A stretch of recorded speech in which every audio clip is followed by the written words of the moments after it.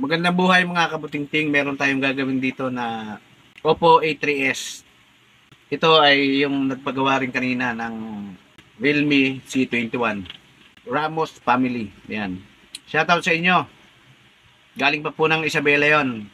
Dumayo pa rito sa Valenzuela para magpagawa sa atin ng cellphone. Salamat sa inyo, Brad.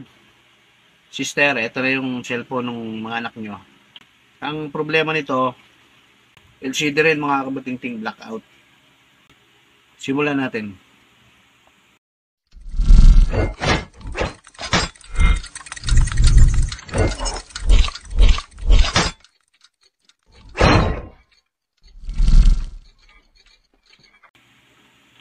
Ngayon, ang pagbubukas dito sa likod mga kabatingting. Ayan o.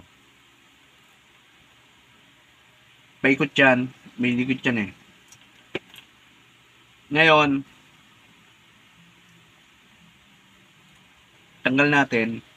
Nagtaka tayo bakit yung battery niya ay merong dito. Ayan o, may tama siya rito na hindi natin alam. Ngayon, i-check natin siya kung good pa yung battery. Kaya ang gagawin natin, tanggalin muna natin yung cover ng board sapagkat magpapalit tayo ng LCD. Tanggalin natin lahat yung mga tornilyo mga kabutingting sapagkat yung side cover nito ay tatanggalin natin. Kaya simulan natin mga kabutingting.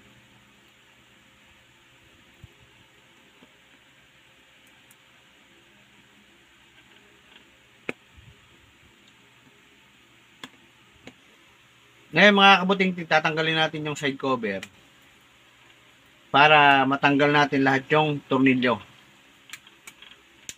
at yung cover ng ating board. Ayan. Pero bago natin, huwag nyo kakalimutan tanggalin yung SIM tray sapagkat kapag ka nabali yan eh malaking problema. Kaya lagi nyong tatanggalin yung SIM tray bago kayo mag baklas. Ayan. Palibasa tayo, medyo expert na, ika nga. Ayan. Yun. Oppo A3s. Ayan. Kasi may mga nakatagong tornilyo eh. Ayan. Ngayon, pagka natanggal nyo na lahat yan, kaya mga kabutingting, tanggalin natin yung cover. Yan. Tapos, tanggalin natin yung battery. I-disconnect muna natin yung battery, charging port, at yung LCD. Yan. Sapagkat, bakit nagtataka tayo? Bakit baluktot yung battery? I-double check natin kung kapag ka napalitan natin ng LCD ay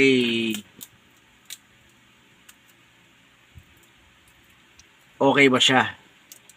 Kung working pa siya. Ayan. Ayan, sumama yung plastic oh. Ngayon, ito yung sa LCD. Ito yung sa charging port. Ang tatanggalin lang na, uy, tanggal na agad. Magaling ah. Ang tatanggalin natin eh, itong LCD rito, eh, tanggal na agad. Kaya, itatrial na lang natin bago tayo linis. Ayan mga kabutingting, ito yung bago, A3s, ayan o. Ito yung luma. Itatrial muna natin siya bago natin siya i-fix. Ayan. Kaya A few moments later. simulan natin mga kabutingting.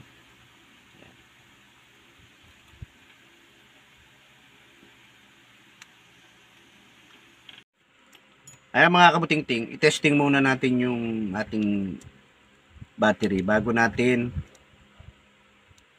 i-fix yung ating LCD. I-on natin. Ayan mga kabutingting, oh. Hintayin lang natin saglit sapagkat naglo-loading siya eh.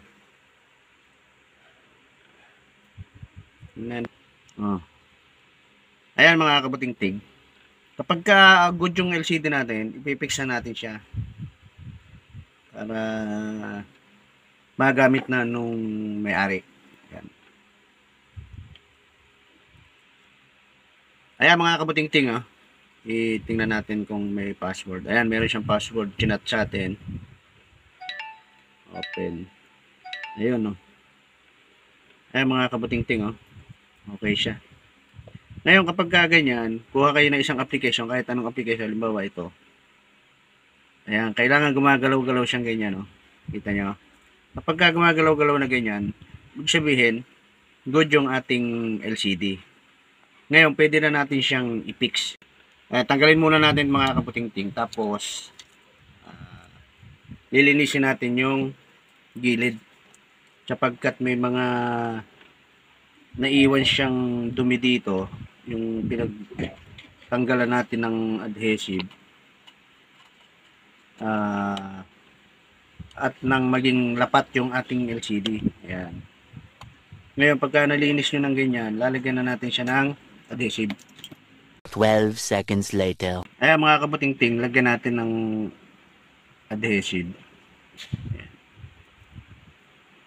Dire-diretso yung paikot yan mga kabutingting. Bawat yan, kailangan lahat yan malagyan natin ng adhesive sapagkat kapag hindi, makikita yung backlight nya, maliwanag siya. Ayan. Di baling sumobra tayo ng adhesive, lilinisin na lang natin. Kapag mamaya papakita ko sa inyo kung paano maglinis.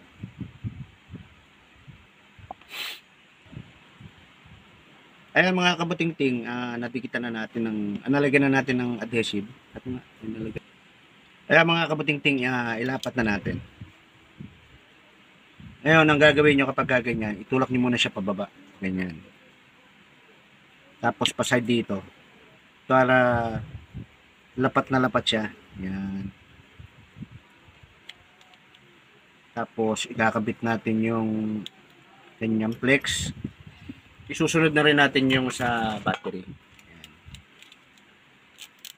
Para bubuin na natin siya para dire-diretso na tayo. Yan mga kabutingting, i-fix na natin. Yan. Para magamit na nung may-ari.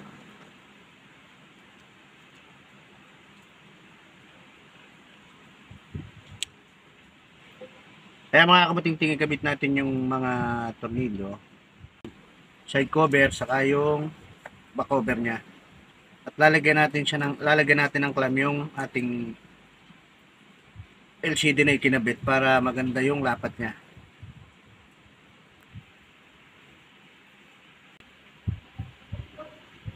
Okay. Ayan mga kabutingting, ilapat na natin yung ating side cover.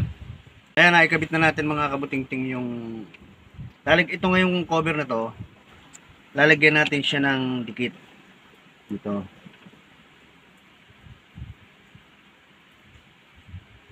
Paikot din yan.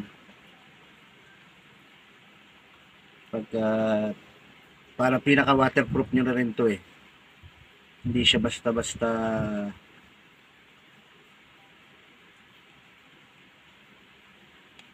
papasukin ng tubig. Dahil itong adhesive na to, itong mga kabutingting,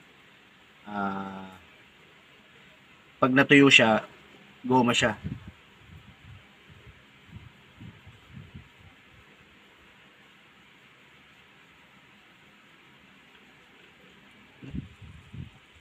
Kaya mga kabuting-ting, ilapat na natin. Yun. Ngayon, paglalapat, ganun din. Kaya hanap nyo siya ng para maging pantay siya. Yan. Ngayon, pagsasabay na natin, lalagyan natin siya ng clamp para matuyo pare sabay kalahating oras.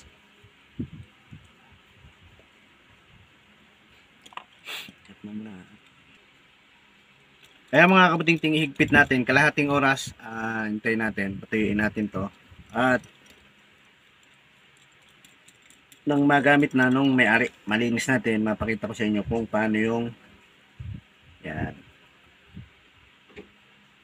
fix lang natin. Kaya mga kabuting-ting, kalahating oras na ang lumipas, tanggalin natin para malinis natin yung mga naiwang adhesive.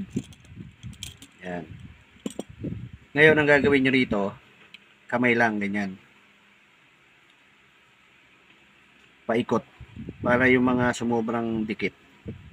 Ayan o, matanggal natin. Ayan. Ganon din sa likod. May mga sumobra din siya. Tatanggalin natin yan. Pag ganon. Ayan o.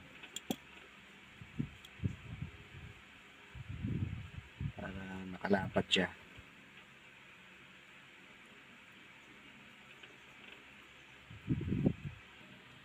Ayan mga kabuting-ting, nalinis na natin. Ngayon, i-on natin. At yun.